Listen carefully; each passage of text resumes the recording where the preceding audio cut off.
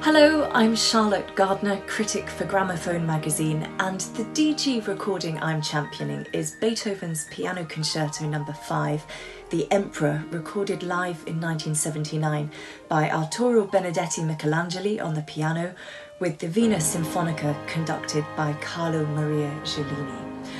And there is just so much to love about this recording, beginning with the way Michelangeli attacks those opening piano flourishes, because it's as though the ink is still wet on the page. It's worth remembering that when Beethoven wrote this concerto in 1809, that it wasn't normal for the piano to come in right at the beginning. And if it did, and in fact it just had, because Beethoven had done exactly that with his fourth piano concerto, the audience were at least expecting to have a beautiful tune, not this manic succession of virtuosic scampers up the piano, which is what Beethoven gives us. Which is to say that the first audience would have been shocked.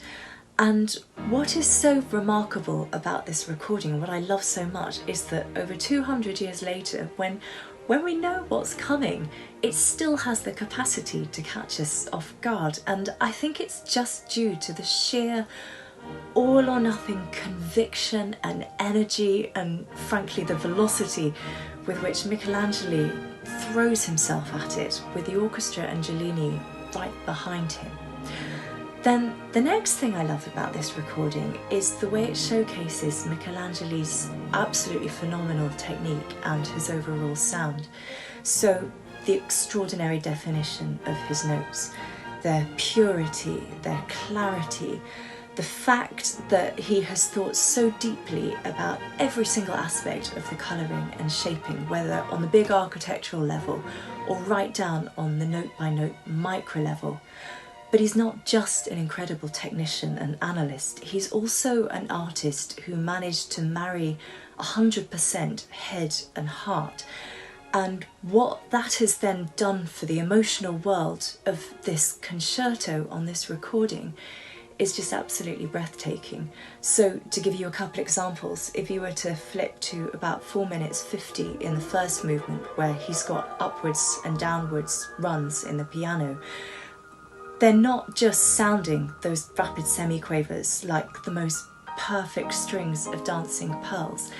They also emotionally are this wonderful mixture of sweetness and fun and exhilaration, and it's just exquisite. And of course the ultimate working out of this is just the quiet, simple dignity he brings to the slow movement. I love it. And then the final thing that I really love about this recording is, funnily, it's the piano itself. Now, Michelangeli was famously fanatical about his pianos that he performed on in terms of their tuning and their tone, to the extent that come the end of his performing career, he actually just brought his own Steinways on tour with him. And sadly, we don't know what he's performing with this particular recording. That information has been lost.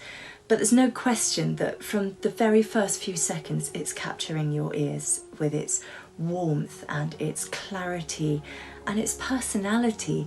For me, it's a little bit like, it's like Michelangeli's doppelganger in piano form, and I absolutely love it.